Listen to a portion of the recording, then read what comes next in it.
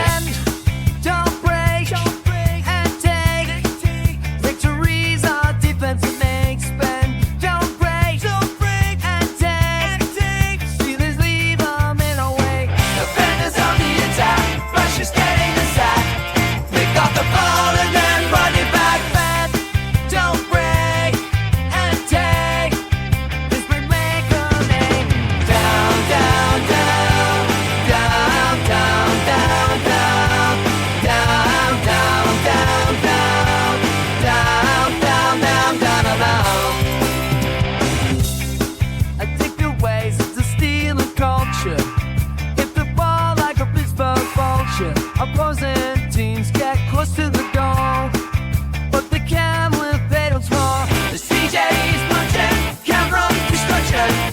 Blocking some punches, bringing back. Don't break and take, but we leave them in a wake. Defenders on the attack, rushes getting the sack. We got the ball and then put it back. Don't break and take.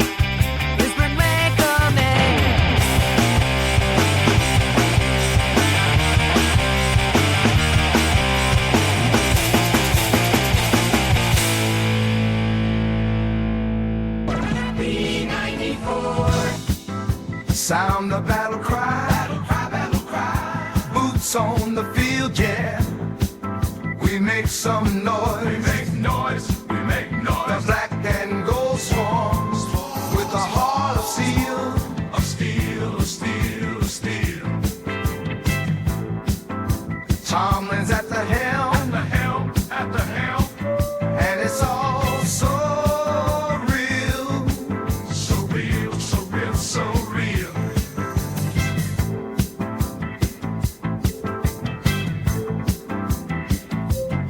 Cause I'm watching, and I'm leading, and I'm winning. I'm with the team I'm rooting for. I'm strategizing, never quitting, black and yellow, flowing through my core.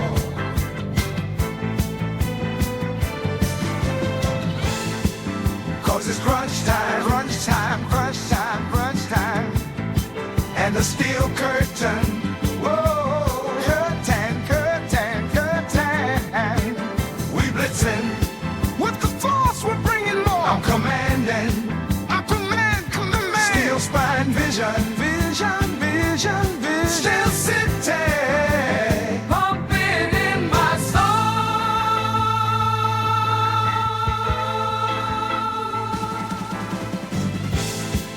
We got the power, power, power in every hour, hour, hour. Pittsburgh rushes in. Here we go, here we go, here we go. Defense like iron, like iron. Positions firing, firing, firing, firing. But we're here to win. We're here to dominate. Yoy! I'm not gonna worry about your level of concern. Yoy and double yoy! We talking about Twitter. Triple yoy! Think of how stupid the average person is, and then realize half of them are stupider than that. Quadruple yoy!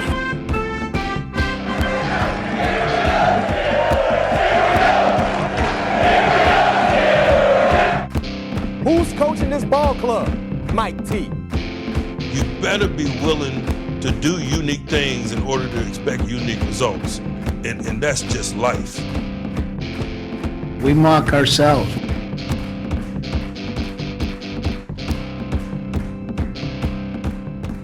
You know, Steeler fans have no wick. You know, it's like only flame. There's no time to set the explosive and get out of the way. It's just light boom. Yes. A lot of boom. No time to think. No one ever, you know. So many people, I think it was most obvious when Fields threw that interception that was called back on the roughing the passer. So many people had sent their tweets out already, like, you know, oh, blah, blah, blah, before the flag even hit the field. Right, and that, like, what, 2 seconds between when that play, because I think the flag had been thrown before the Raiders player was tackled or was rolled down after the interception. Yes. Yeah, they type faster than they think. How is they got the tweet out before their brain? That's Steeler Nation. Voice memo. So easily outraged. Gosh, does anything make them happy? We are angry during the game. We're skeptical after the win. And then flabbergasted after Tuesday's press conference. Really just a lack of, I was going to say a lack of reading comprehension all over, but perhaps just a lack of comprehension. Just a lack, yeah, a lack. No wick. What's the opposite of John Wick? That's Steeler Nation. No wick. That's the new coming this fall. No wick. The Pittsburgh Steeler Nation story. Okay, it's what Jin's talking about. The conversation about the wickless Steelers conversation, exposing all your hot and toxic tweets. Not that we can get to all of them, but that's we get to far more that is good for anyone's mental health. Yeah, I couldn't even, you know, I knew after Sunday, I was like, well, there's going to be a lot to talk about on Tuesday. Let's kind of try to keep that in mind. I couldn't. It's this may be a longer version of what Jin's talking about. I'm Kyle Kreis. Across from me is Greg Benevent. Hello. We'd like to welcome our newest subscriber, 808 MIPC. Woo. So thank you for subscribing. If you want to leave a iTunes review, maybe we'll get you into the running for our next giveaway. Mm-hmm. Coming up today, I mean, gosh, I you know, it's like, is it all quarterback talk? I tried to get some, you know, it's like this defense. We should be spending half the time on defense, but that's not the case. We will get to defense. We're barely going to get to the game they just won by 19 points. Yeah, but most points since New Year's. I mean, Seattle. They score 30 up in the Pacific Northwest.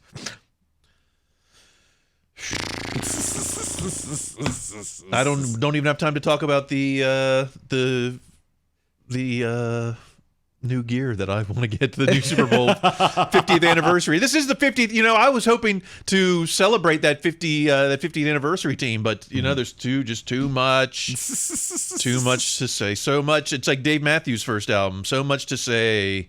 So much to say. Okay, enough caucus. I think that was on the third album. Was that the third album? I don't know. We're good. Yeah. Steeler Nation can't remember, 1 week ago. I'm trying to remember 30 years. I can't remember 2 days ago when they beat the Raiders. All right, let's get to these takes. Let's start with before we get to just the wickless indignation. Let's start off with a little batting practice at KW159 Machete.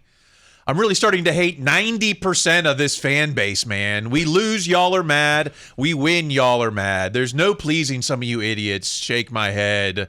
That's how I felt. 90% of the fan base. That might be modest. What's the statistical error on that poll? K-Dub. It does sound like this guy's just new to Steeler fandom, or perhaps is truly for the first time put more than his toes in the waters. Yeah, that guy, that Raiders fan at the bar next to us, was better company than half of these tweeters. He really was. That was a sweet guy. I felt compelled to be nice to him. Mm-hmm. Yeah, Raiders fan coming in at the second half of the game. Yeah, I guess that's the where are my second half Steeler fans at? Skip that first half and then have none of those tweets and just come in. How about come on now. Not do ja. Team scored 30 plus for the first time in a long time, and fans are still complaining. I truly hate you, donkey D head MFs. Maybe that's a more articulate way of. I mean, the alliteration is top notch. 30, yeah, right. This should be a celebration of offense, but moreover, the team scored 30 points and didn't give up 28. I mean, this was a game they comfortably won a game. It wasn't comfortable from the opening kickoff, but it was more comfortable than like going into the last 30 seconds being in doubt. Yeah, this was a game you could have left early. In fact, it was like, oh, is it time to leave yet? No, maybe not yet. Now, can we leave? Okay. Right, exactly. You could go somewhere in Vegas. Yeah. Okay. At A Saunders _PGH, Alan Saunders, only hero among the insiders, maybe. The Bills passed the Steelers by 1 point. This is talking point differential, are now plus 39. Steelers are second in the AFC and sixth in the league. You know, this has nothing to do with Russ v. Justin, but just the fact that plus 39 point differential, you know, we just haven't seen that in a while. No one's really talking about that. No one's talking about that. And the people that have, from what I heard, and I forget who I'm quoting on this, but last year their point differential was minus 39. So at this time, so I think that's if you're looking for an improvement, that is that's one of those hidden stats that frankly isn't all that well hidden. We're gonna live that life. Yeah, no, we're living the plus life, plus side of the life. Okay, all right. That's about as positive as it's going to get today's After show. next we jump into the deep end. Yeah, all right. Now let's dive in. Just as my jag off of the week, at Dr. Dick. I will not be rooting for the Steelers with Russell Wilson. I'm sorry.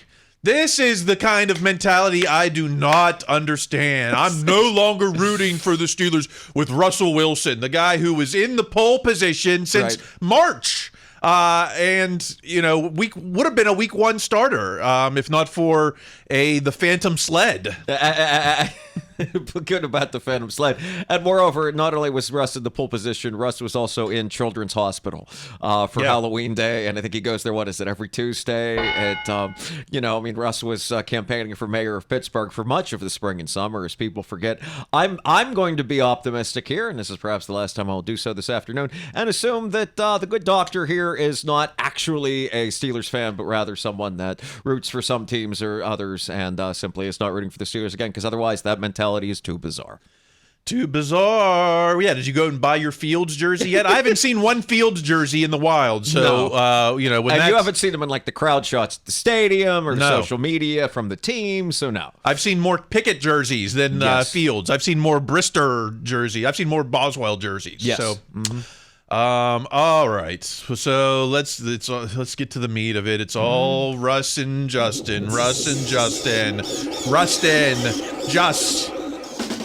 QB22 plus 2. Where are you? We got some work to do now. QB22 plus 2 and forever. We need some help from you now. You know we've got a mystery to solve. Which QB do we want, gold and black?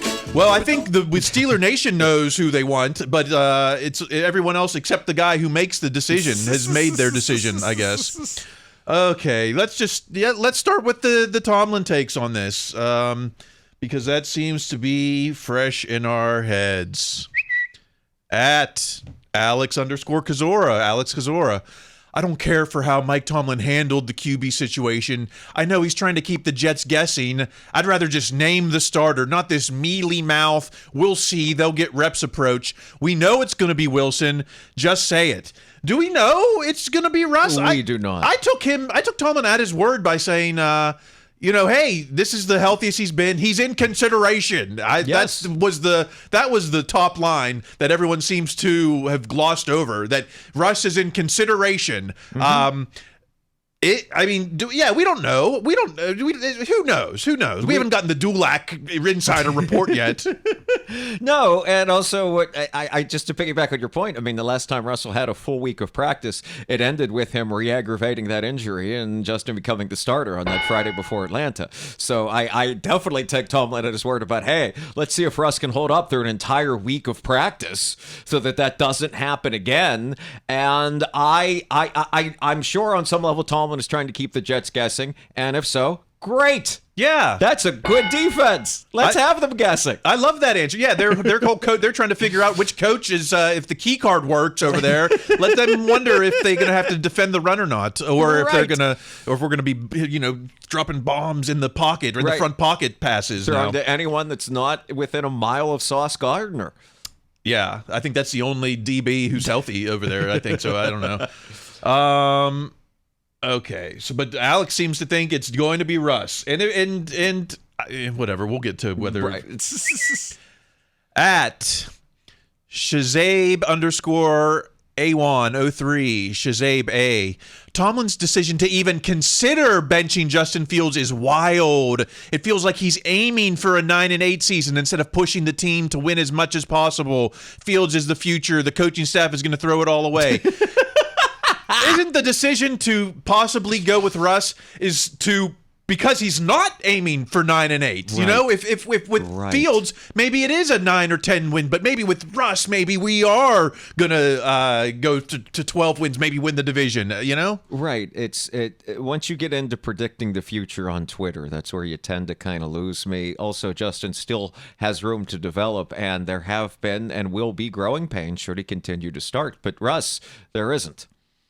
You know, it feels like with Fields, it's been similar to the Kenny, just like protect the ball at all cost. Mm-hmm. But maybe with Russ that won't be the case. I don't know. So I would say Fields is the 9-8. Even though we're on pace for 12-6 or 12-5. Right, and I again, I'm not totally into predicting the future there too. But what you said feels very viable in that they can open up far more of the passing game with Russ today than they can with Fields, despite what a weapon his legs can be. You guys are funny sometimes. Oh, well, that's not what I wanted, but I'll take that. Okay. At Dinkelberg, Lando, I'm going to tweet one time about the Steelers QB situation, and that's that. Oh, thank Another God. preamble here. If Russell Wilson comes out Sunday night and looks horrible, along with the offense looking horrible, and we lose, Rooney needs to pull Tomlin into his office on Monday morning and let him know he's on the hot seat. Well, but what if the offense looks terrible under Justin? That's fine. It seems like the last 2 weeks we've been complaining, oh, this offense is looking just like the Matt Canada offense. But now with Russ in there, he's on the hot seat. I think Rudy has to pound the table when he tells Tomlin he's on the hot seat. I think that's the only way this fantasy can get better. Oh, yeah. I mean, it's if Russ comes out and looks horrible, that's not a good thing, obviously, but that also might entirely be possible with the fact that Jets have a really good defense, one of the best defenses the Steelers are going to see the rest of this season. That's a good point. I can't. It's like, these Tomlin takes. When are we going to stop doing this to Mike Tomlin? Stop doing it to Mike Tomlin. But that's not going to prevent at Steeler fan 69, Steelers enjoyer. I'm going to throw the red flag on that title. Yeah, Steelers enjoyer, my ass. Mike Tomlin, I have been slowly losing faith in your decisions for quite some time now. Starting Russ could be catastrophic. Oh, my God. Last year, starting Mace was essential, but now starting Russ is catastrophic. Starting the 9-time Pro Bowler is catastrophic. These are the same people who wanted Ben gone and up until his final year when it was beloved Ben. I don't know what to say to this other than I greatly enjoy the idea of someone typing this out and pronouncing each and every syllable as they write it. Mike Tomlin, I have been losing faith in you. It's the closest you get to the Stan letter. Well, it's getting. Let's heat it up here. Heating up. The tweet from at Baddest Bear Jew, Jared Kane. Completely inexcusable coaching malpractice Justin Fields is 4-2 and has 10 touchdowns. He's done nothing to warrant a QB change. I don't know. I didn't watch the All-22, but those who did seem to think that maybe he has done some things to warrant a QB change. Yes, missing the apparently there's all manner of open receivers he's just not seeing. Also, 5 fumbles in 5 games. He only lost one of them, but that odds are going to even out eventually. And I thought it was a good roughing the passer call, but others kind of disagreed on the interception. Yeah, I mean, I'll take. I would have, if that was TJ, I would have cried. But that's I always think I've seen enough times with James Harrison that the Steelers have years of these coming. Yeah, and with Ben not getting them because Ben genuinely was big. Yeah, because Ben was a giant out there. He could take it, even though he had injured every part of his body. It was a lot harder to hit his head when it was all the way up there. Yeah, that's a good point too. Everything hurts. Everything. Okay.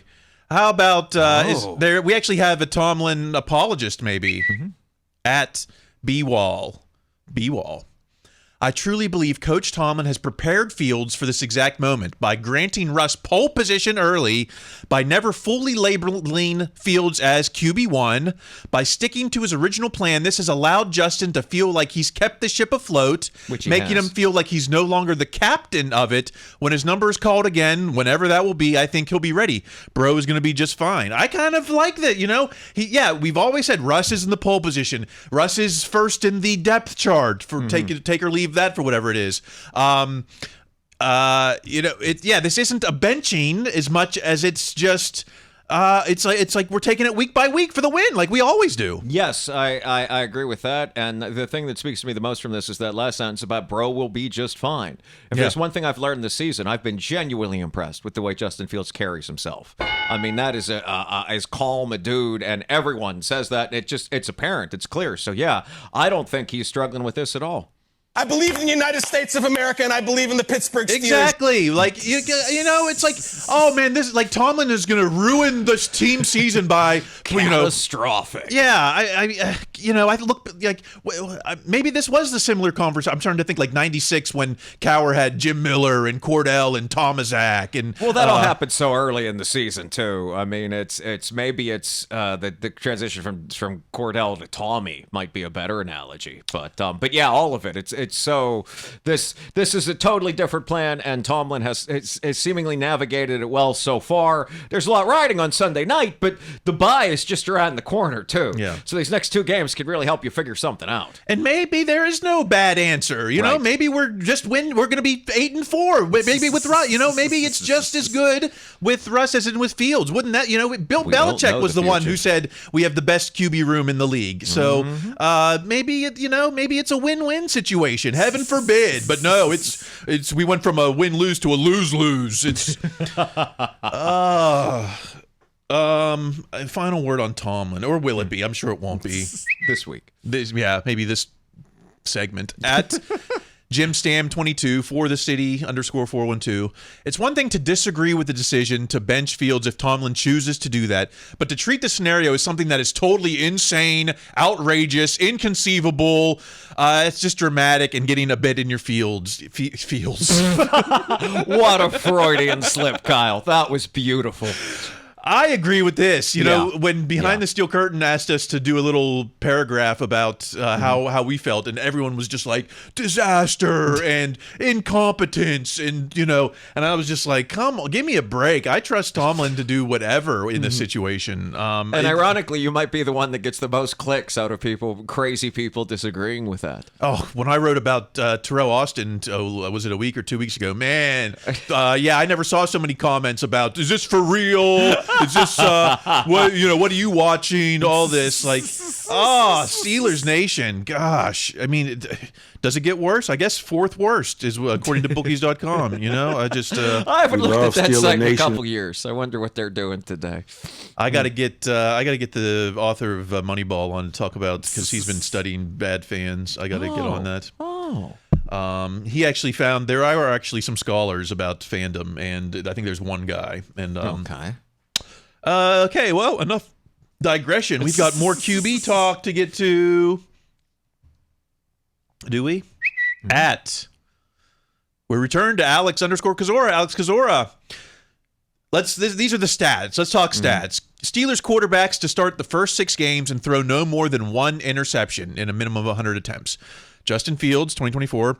Terry Bradshaw, 1975. So, that's a plus for Fields. Yes, it is. Although a couple of those interceptions were possible interceptions that went back. But, the mission was to not turn over the ball, and Justin does seem to be, completing the primary objective there. Absolutely. Again, I'm sure the fumbles, even though they were recovered by the Steelers, weigh heavily on Tomlin. Technically, actually, you know what it is? I guess it's 6 fumbles in 6 games, right? Since the Jalen Warren jumping on what was essentially a lateral does count. So, that's a great stat, but that just also shows how Tomlin's conservative approach to offense has borne fruit thus far. Yeah, and I liked how someone asked him, do the potential turnovers count, and he was like, hell yeah, they do. Because that's where luck comes into play. That's the only what makes a potential turnover, not a turnover. More stat talk from at Carter Critiques, Christopher Carter. If Justin Fields were to maintain his stats at this rate, he would approximately end the season with 66.3 completion percentage, 3,100 yards, 14 passing TDs, 3 interceptions, 41 sacks, plus 650 rushing yards, but 17 fumbles. And 14 right. 17 fumbles hits like a hammer at the end of this. The 14 rushing touchdowns are great. The 647 yards, almost 4,000 yards offense, but 17 fumbles.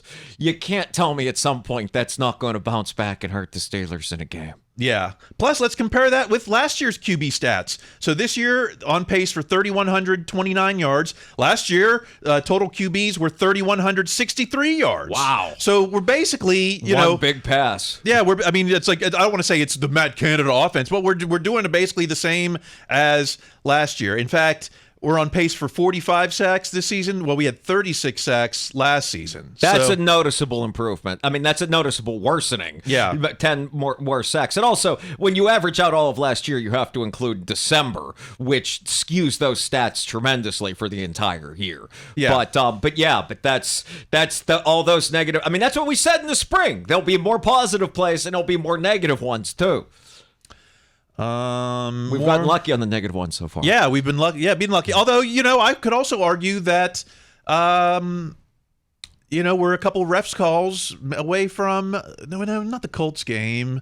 Well, I guess with some luck on our side in the Cowboys games would have helped too. But. Certainly, and it's and you'd say the same going the other way in the Raiders game, a couple places. But I mean But I think in the course of a season, it's nice to think, and it's probably true, the refs are going to even average out. Let's see. Do we have more stats talk? I think we do. Do we? I don't know. Stats talk. Stats are often for losers. Well, there okay. it is. That's not the last time you're going to hear that quote, baby. All right, losers. How about this? At House of Berg 412 Bergie. Please educate me on how this is a QB1 stat line. And we've got, this is the stat line against the Raiders. It was 13 for 22 for 114 yards, a QB rating of 72.9. So even though it was the biggest points gained in a year, biggest victory in a year, that's still a pretty meager stat line. If you add the rushing yards, that takes into consideration. And also, that's why I think as far as offensive plays go, that's why they won the game, was Justin's legs, because it sure wasn't happening in the air. The Raiders had a pretty decent plan for how to stop the passing game, which is scary because that's not like the greatest pass defense. I mean, Max Crosby is as good a player as this league has on defense, but other than that, the Raiders' cupboard is quite bare. So I think that is, as much as anything, that is kind of leaning towards how it could be Russ starting on Sunday night. Yeah, and after seeing the Cowboys get whooped, man, I really wish we had that game back. But I'm not going to soothe you with hypothetical right, scenarios. Can't do hypotheticals, man. But I hope we don't. Like the Patriots game last season or 2 seasons ago. 2 seasons ago. I think that Cowboys game. Oh no, the last season was bad too. I take it back. There were 2 bad Patriots losses in the last 2 years. But yeah, the Cowboys loss, and when things even out, could not be so good. At least it wasn't conference, I guess. At Right. least if we're playing at least. All right. Well, how about let's do some comparisons. We've done the stats. Let's do some comparisons at Aaron_Monreen. Aaron, if Pickett was playing last year like Fields is, no one would be asking to see what the backup has. Fields has been far from perfect, but it would be a disservice to him to see what Wilson has. I think they asked Tomlin, like, what's the difference between last season with Pickett and this year with Russ and Fields? And he was just like, it's different players. So we compare Fields to Pickett? Because you're right. Last year, Aaron is right here. Last year, no one was saying, okay, let's see what well, we did ask for Mason, but that was later. That was later. No one was asking for Mitch because they'd seen Mitch the prior season, what happened when Mitch fell off after that great win against Brady. I think they might be asking those questions if it was Pickett this year because it would have been Pickett's 3rd year. I mean, last year, it's his 2nd year. He's coming into the season as a starter. Okay, let's see what he's got. Now, he'd have been in an offense that was tailored just for him for multiple years at this point. So I think they would be asking some more serious questions if he were in there. Yeah, we'd finally be getting tired of the Pickett offense. Right. Just like a year from now, after we sign Fields to $30 million, we're going to be like, oh, we should have never signed him. Why didn't we draft Deion's son? Yeah, we're Drew Allen. Let me bring you the Penn Stater. More comparisons from at Amanda F. Godsey. Amanda Godsey. Justin Fields through 6 games, 2024, passing 1,100 yards, 5 touchdowns, 93.9 rating. Kenny Pickett through 6 games, 2023, 1,257 yards, 5 touchdowns, 81.3 rating. So again, we've said this before with the stats. We're kind of at the same pace as we are last year with things. I don't know. Yes and no. I mean, Kenny obviously threw the more interceptions. A lot of that was because, frankly, the Steelers team has not played anything like that 49ers team last year. And 2, the stat comparison does not have how many fumbles, even if they were recovered, were by Pickett. Pickett did not fumble in every single game, as Justin has, even if only one of them were lost. And I kind of feel... maybe it was the Jets. I'm confused. Was it 2 years ago or last year? I feel that Kenny did lose. I think a couple an interception-filled game. He did kind of lose. Well, the Niners game was bad all around. Yeah. The Texans game was bad all around, but there was a moment to climb back into it. But they had that 4th down conversion that didn't go. There were a lot. There were a lot of negative plays with that. But I'm just saying that comparison doesn't fully work until you have how many fumbles Pickett didn't lose, which I guarantee you was not 6 in 6 games. Yeah, I mean, could you say that Fields lost us the Colts game this year with that I can't say snap? that because Fields got them back into the game. I mean, they're down 13-0, 17-0. I don't even remember what it was at this point. Fields got them back into it, which is to his credit, and which is why he will get another chance to start for this team, even if Russell starts this season. But yeah, it's we got to see what. I mean, yeah, that's all. Yeah, we got to see it. We got to see it. Mm-hmm. Any more? Where are we at here? Any more comparisons? Yes, we do. How about? Hey, look at this. Gotta be insensible. Oh, it's your favorite YouTuber at Jack_Sperry, Jack Sperry. An interesting stat comparison between Russell Wilson's stats last year with Denver versus Justin Fields' starts this year with the Steelers, and we've got the comparison. So, 2023 Russell. 227 yards per game compared to this year with Fields, 222 yards per game. Last year, Russell's 66.4 completion percentage. This year with the Fields, 66.3. It's basically the same thing. So it kind of makes me wonder, hey, what if Russ does the same that Justin does? And then we're end up 8-4, right? Well, I mean, yes and no, because I mean, this is all passing. I mean, it's. I expect for Russell to maintain his hold on this job, should he be given this job, he'd have to do a lot better passing because Russ is not running like Justin did in any of his games, especially the one against the Raiders. He can. Well, we don't know. Run. We don't know about because we haven't seen him on this leg. How bad this leg? It was out for a month. But he can scramble if need be. So a third down situation, I could see him still scrambling, but not those. Yeah, certainly not those designed runs. Oh, I forget. I think it was Matt Williamson that said just in the offseason, Justin Fields might be the greatest scrambling quarterback in the history of the NFL. Ooh. And that's steep, but after through 6 games, I'm like, I could see him in the top 10. Yeah, I of the ones I've seen in my lifetime in a world with Vic and Lamar, sure, I'd put him in that top 10. Yeah. Do not tease me. Don't tease me. Okay, enough comparisons. How about let's get to some meaty conjectures. At Steelers 59, Bernerberg. I honestly don't know what game people were watching Sunday who were saying Fields played great and locked down the job. I can't stress enough how close that game would have been if it weren't for an all-world game from the defense and a questionable roughing call. Yeah, take away the turnovers, take away the penalties. Well, you can't really do that. And apparently take out the defense. Yeah, take out the other half of the team that plays all the time. Yeah, this would be a crappy team without that defense. Right, exactly, which is of course what this team is built to be.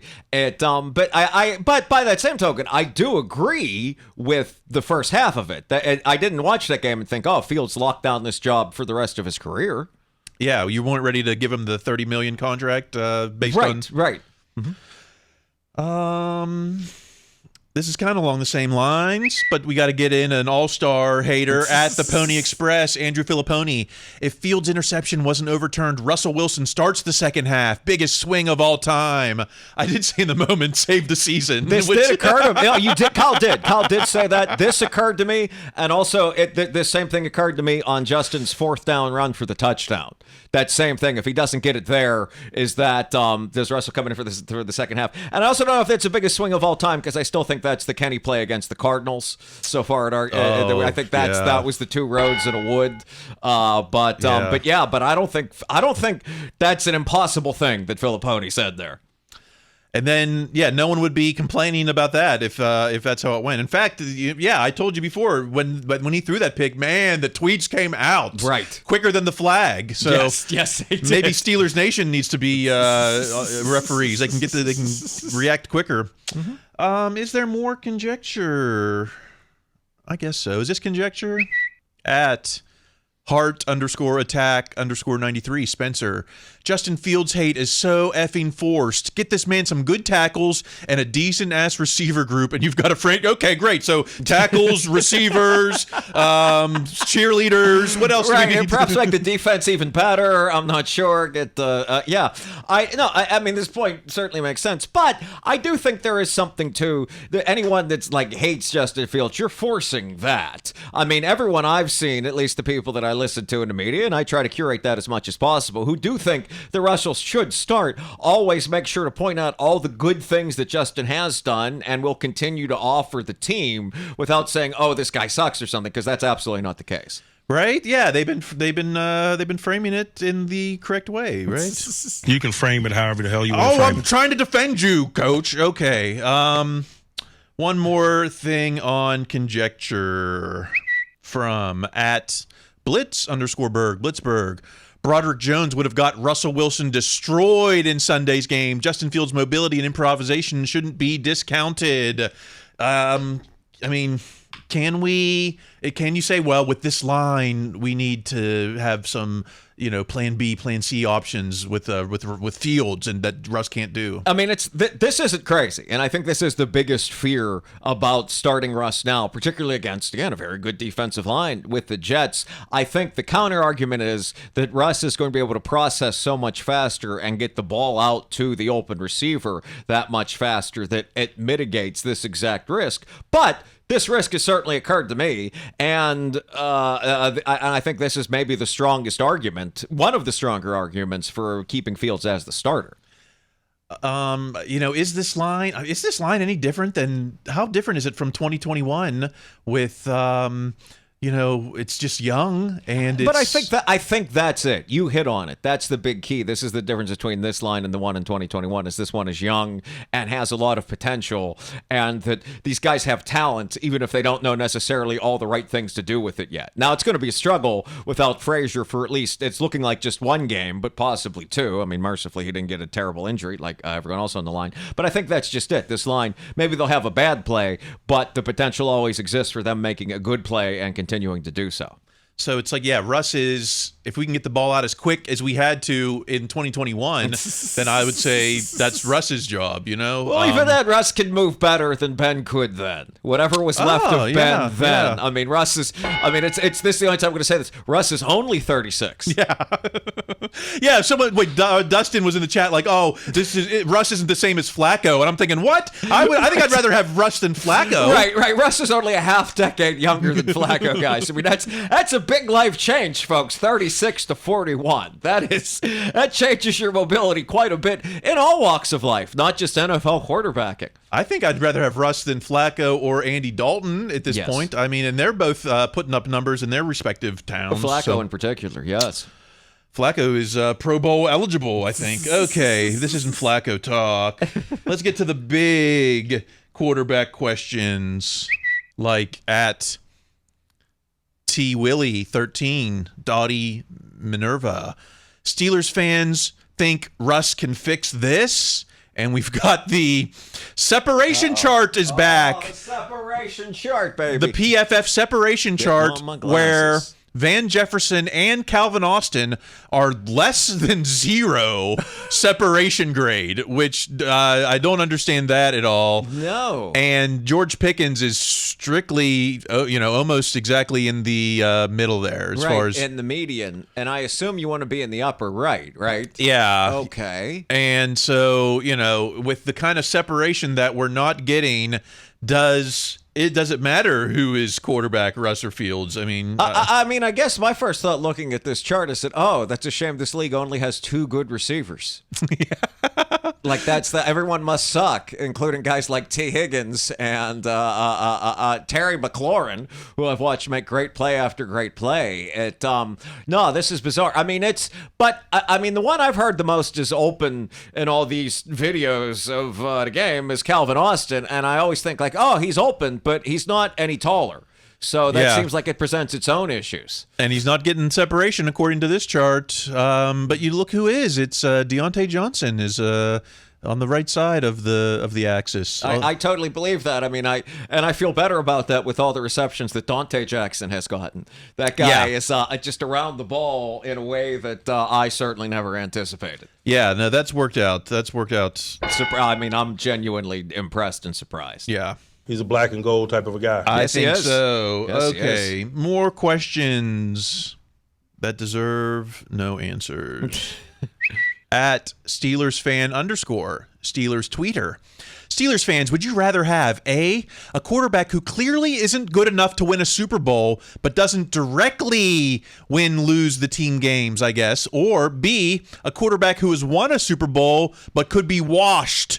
I think this is a false argument. Who's to say that Fields clearly isn't good enough to win a Super Bowl? We have to get there. It's not like we're ready to christen any of these quarterbacks right now. No, and even I agree with that. What I will say is that to this point of what I've seen, I don't believe right now Justin Fields is ready to win a Super Bowl, but it's been 6 games, and 2, I would go, if I had to go with that false choices there, I would go with B because B included the word could. He could be washed. Yeah, he could be washed. You don't specifically know. We don't know. Right. Mm-hmm. That was a very clever way of just reframing the same problem in a slightly more negative way, which is why that person is named Steelers Tweeter. That's what you do.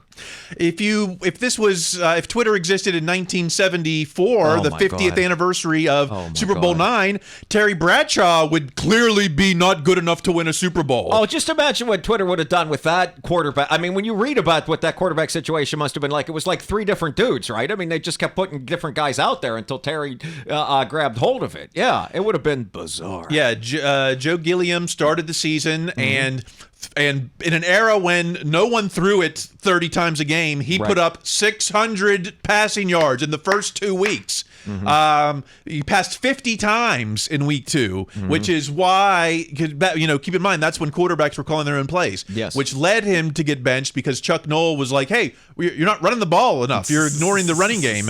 And, so imagine that. Imagine, throwing 600 yards in the first 2 weeks and then benching him, a month later. Now, keep in mind, Steeler Nation was also calling for Terry, so the fan base got their wish in that case, and it worked out. We got 4 Super Bowls in 6 years. The speeches people would have sent to Chuck Noll on Twitter would have been epic. Yeah. Okay. How about this for a question at Mic'd Up Sports 1, Mike Nicastro. I think here's what I'm most curious about following this last game. Would you consider a 2 QB system? Fields' ability to make plays with his legs, yada, yada, but he looks shaky as a passer. Feels like Russ should get a shot. I think there will be. I think so, too. I don't mind, especially if we go for it on 4th, put him in for that. I could see... could you see both on the field? Could you see one of these tricks where, Russ walks to the sideline like, I can't get the call, and then, a direct snap to Fields, like almost like a Wildcat situation or yes, something? Absolutely, or even having Fields with him in the backfield. Yes, absolutely. I mean, it's like I messaged you. It's 3rd and 3 at the 47. The temptation to put Fields out there is going to be pretty strong. I could see something like this. It's a unique problem, so use it to create a unique challenge for the other team. What if they came out and snapped it to Russ and then he pitches it to that's some college stuff. Well, it could look like that play against the Raiders on Sunday where we were like, don't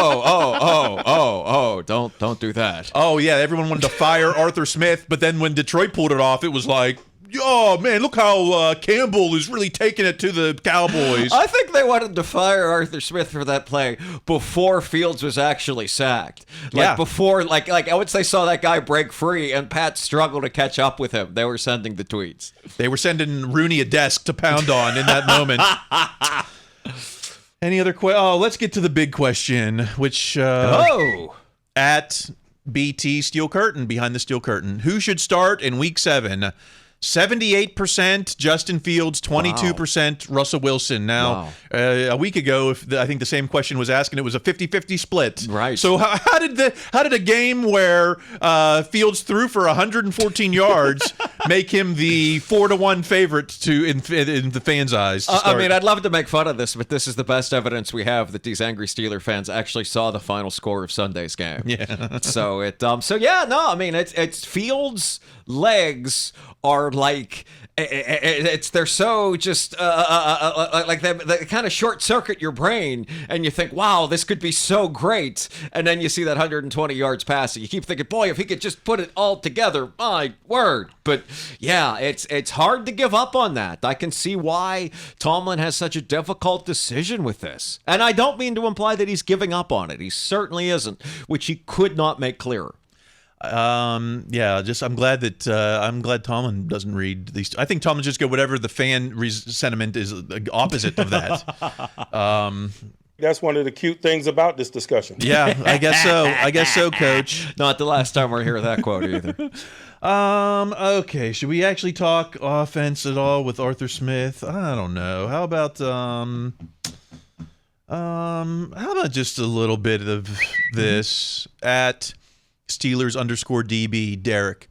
Steelers offense rankings through week 6 pending. This is before Monday Night Football, but EPA per play 18th, success rate 18th, drop back success rate 17th, rushing EPA 23rd. It's all middle of the pack. I don't even EPA. What is that? Expected points? I think it's expected play. Here's the thing. What I do know, looking at all these stats, is that for years, and certainly in the offseason, people said with the Steelers defense, imagine what would happen if the offense was just average. And now we've seen it. With an average, just average offense, this team is 4-2 and could have won each game. Yeah. That was right. Could be 6-0 offense. They could be very good. 6 points away from being 6-0, or I guess for tying. 7 points away from, or 8 points away. Who knows? But we could be 6-0. Should be maybe 5-1. But shoulda, coulda isn't a winning stat. That stats are for losers. That's right. How about this? This is kind of this has a new perspective from @CarterCritiques. Christopher Carter returns. So the win moves the Steelers to 4-2, tied with the Ravens for the best record in the AFC North. The team is now averaging 20.7 points per game. That's higher than the average of any of the past 3 seasons. So we are, it's not bottom of the league to top of the league improvement, but it is improvement. Yes. Oh, 100%. It's absolutely improvement. They are competitive. They are fighting in it the whole way. If someone had told you this is where they'd be after 6 weeks, you'd absolutely take it in the offseason. Oh, definitely. I take it now. Yes, 4-2. right. Yeah. Right. I'm happy with it. And yes. I will continue to be. I'm just unhappy with the fans. That's all. Gosh, should I just stay off the internet maybe? But then what would we talk about? I'm sure we'd find something. Yeah, we'd get I don't know. Okay. Well, how about should we? I don't even want to talk. Who cares about receivers? Right. We'll get to that in con season. Let's talk about the defense, which should be half of the conversation. Dan Orlovsky 7. Dan Orlovsky. TJ Watt has been the best player in football this season. Legitimate MVP candidate. Uh-huh. I mean, I know we're 6 games in. Should we? I guess when does the MVP conversation start? At least Thanksgiving. Maybe, I would assume. I mean, in a 17-game season, you would think at least after the first half or after the first 2/3. But this is a wonderful tweet to click on it and see fans of other teams from all across the world absolutely yelling at Dan Orlovsky. So that was if you're looking for some of that with your lunch, be sure to find this tweet and click on it. But yeah, I mean, he's absolutely right. I don't know the last time we gave the MVP to a defensive player. I can't imagine it was all that recent. Lawrence Taylor, I think. Okay. I mean, but I think that, yet again, is the caliber of company that TJ is keeping. He hasn't, it's not like that game a couple years ago against Seattle where he kind of single-handedly won it. Yes. But you might, I mean, can you say that against the Raiders? Well, I mean, I think what's so interesting about it, and TJ said it himself in the press conference, that like, hey, the Raiders had like half the offense try to block or chip TJ, which makes sense because the rest of you are running at the soon-to-be apparently legendary Jeremiah Moon, which makes sense, particularly in the first quarter. But if you do that, what's going to happen is TJ will still eventually find you and punch the ball out, which is absolutely insane when you think about it. That the entire offense is about keeping this guy away from the quarterback, and he said great, and then absolutely managed to shut down the running game more or less with one hand. So that, yeah, I mean, it just shows that the truly great. I mean, that's what the Steelers used to do with Ray Lewis. They would run right at him in hopes that they would mitigate his impact, and even then, you can only do it but so much. It's the same thing with TJ. And if we get Alex Highsmith back, man, wouldn't that be just... It's supposed to be this week. He said he could have played last week. He said he's playing this week against the Jets. And they're going to need him. Yeah, I think that could be a game changer. How about @Pickens_George 7, George Pickens. Muhammad Ali. And we've got the face of Watt superimposed Muhammad Ali. Are we ready to start considering Watt the greatest? I've said on pace to be the greatest Steeler defender. I think on pace is correct. I think he's certainly up there. I think he's one of the greatest the team has ever had. One of the greatest. Yeah, I mean, it's hard, I mean, I know it's an individual thing, an individual player. It's hard for this franchise with so many championships to give it to a player that doesn't yet have a championship. But hey, Cam's one of the greatest defensive linemen they ever had too. So yeah, I think on pace is correct. I might have done a different meme than this. Maybe TJ is Ken or Ryu from Street Fighter 2 doing the Dragon Punch. Would be a little less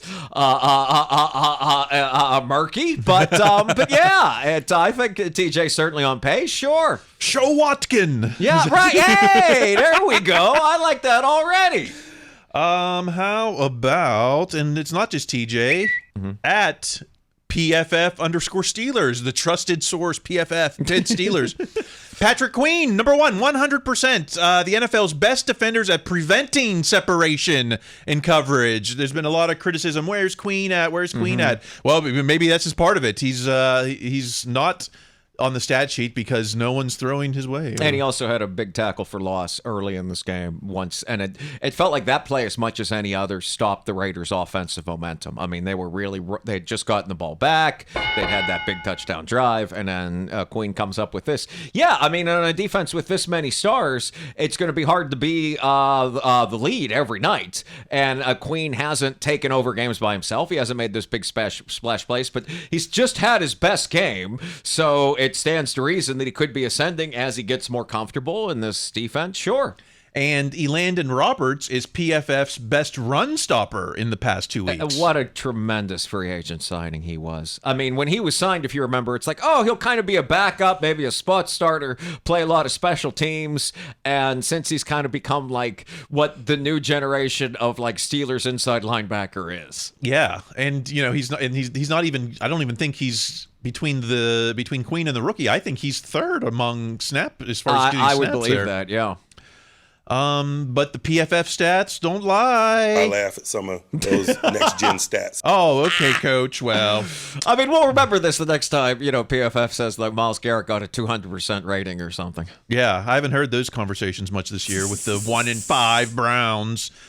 Okay, but, you know, there's still some angry fists at Con out there, including the mad genius at Mark Madden X. Mark Madden, is he still the con artist, or has he flopped one too many? I think this is in response to all these wide receivers who have been going to teams other than the Steelers. Well, I mean, but Amari Cooper was not coming to Pittsburgh.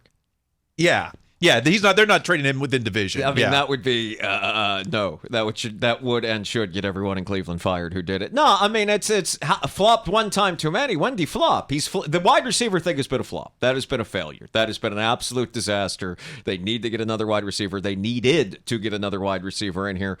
Other than that, what exactly is flopped? I mean, Keanu Neal didn't work out. What else? I guess people would say Broderick Jones. But they knew he was a project, though. I mean, that was all the talent in the world, no idea what he's doing and hasn't played, and it's a project you get an extra year. If he doesn't improve or isn't like all the way the guy by next year, then yeah, that's a flop too. But other than that, there's been a lot more hits than misses. Is Con ready to keep Dan Moore's agent on speed dial yet, or? I don't think so, just because I think they do love Fautanu that much, and I think they still believe in Broderick. And also, frankly, as good as Dan Moore Jr. has been this year, the more expensive he's going to be.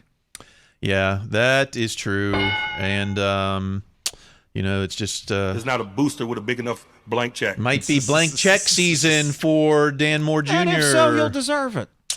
Okay, well, we're still end up going long. Let's see if can we get the band on the field? We're home this week, right? It's Yes. Renegade time. Good. Hopefully we won't read Renegade because it'll be another 30-point whooping or whatever. I don't think. I think so either. It's going to be another tight one. Sunday night at home. With orange hair man or orange maybe in the crowd. Okay, couple odds and ends. Is this even an odd and end? I don't know. Kind of.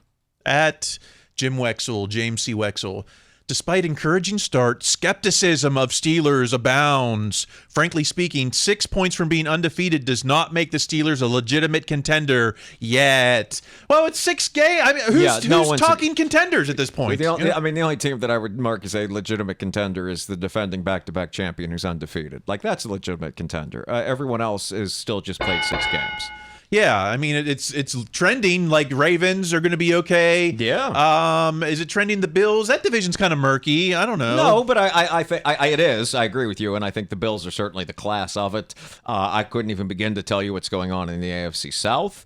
Not Tennessee, not Indy, even though they beat us. I think Indy's the best. Yeah, I mean I think Indy and Houston. It's that mostly Houston. I think Houston's a real contender, but again, that's because they're playing very well and they went to the divisional last last year. So it's so I think those three teams are contenders, and the Steelers can certainly be in that conversation should this continue, which of course is a subtext to all of this. Yeah, contenders. That's same time with the MVP discussion. Yeah. Just contenders can start around Thanksgiving. Let's at least get past Halloween. Yeah. I do not care. Do not care about contender. That's a loser stat. That's contenders. Right. Mm-hmm. Okay, final word. Here's a final word from at NWJP824 Big Norm. Exactly who should go on the field when the Jets go for a Hail Mary? And this guy considers putting Muth and Washington on the field for a Hail Mary. Nice. Hey, the Washington thing, that's not crazy. Yeah, just put them in the end zone and have them walk the one way or the other. The biggest, that's a great idea. And, I guess it's more important than height than who has hops, right? I guess that's more important for a Hail Mary. I suppose, but he has decent hops too. I remember that from the combine. I mean, they say that, his knees are always kind of going to be an issue. Okay, but you're not asking him to jump. It's not a basketball game. He's not jumping on every possession. He's jumping this one time at the end of the half. That Aaron Rodgers Hail Mary lost me my fantasy football game on Monday. Seriously? So that was just a bizarre and amazing play. Aaron Rodgers is you're on my list, Aaron. I'm not one more strike against you, and that's it. Okay, well, I can't stop winning. Well, I guess not. I guess we keep winning this week then. Let's see. I think that's what we've been talking about. That is what we've been talking about. 4-2. No one's happy except probably Coach Tomlin, right? He's got all these quarterbacks to decide from. Arthur Smith. When Arthur Smith talks Thursday, maybe he'll have some insight on that, or I don't know, probably not. I doubt he's going to have a lot, but I'm sure he'll have something interesting to say. I just don't imagine he'll have that particular insight. All right, let's keep the conversation going on social media. We've got a Slack channel. I think there's been a couple people on there that have been enjoying it. I got to start getting back into that. I have it on my computer and not on my phone. Yeah. So get on the Whatchin's Talking About Slack channel. Mm-hmm. We'll keep the conversation going there, where we can avoid all these toxic takes, and maybe we can have some fun. I don't know if anyone's having fun. I don't know. Whatever. Or you can talk to us on Twitter, on TikTok. I'm at Kyle Kreis. Greg, yourself? Unfortunately, I'm on Instagram at Greg Benevent. B as in boy, E-N-E. V as in Victor, E-N-T. We've got we've got our giveaway ongoing, so leave a review on iTunes, subscribe on YouTube, go over to Spotify or iTunes. You can listen to Steeler songs. That's unique things that no one else is doing. You can catch us this Saturday at Flappers Comedy Club in Burbank. That's right. Performing with headliner Jimmy Pardo. 7 p.m. Anything else we need to say? I don't know. I think we covered it. All right. We'll see you next week with hopefully some more positive tweets out there instead of just complaining. Someone was like, yeah, Tomlin, fails at challenges and fails at clock management, and try to use that as rationale. I was like, what else? You gonna blame him for coin tosses too? And then he replied, these Tomlin supporters are fanatics and stuff. I was just like, give me a break. Keep my coach's name out of your mouth, Coach T, besides my Lord and Savior, Coach T saved me. Saved this franchise. This is the imagine this franchise without Coach T. It might be like the 80s Steelers. We've gotten winning records with teams that had no right to, and we're gonna keep it going. Okay, until next week, keep listening to your coach. Be their best selves. That's gonna be required. Stay in school.